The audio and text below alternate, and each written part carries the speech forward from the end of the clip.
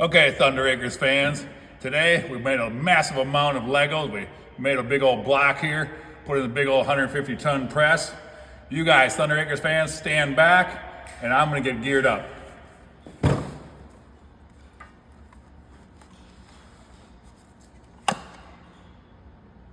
Okay, give it to him.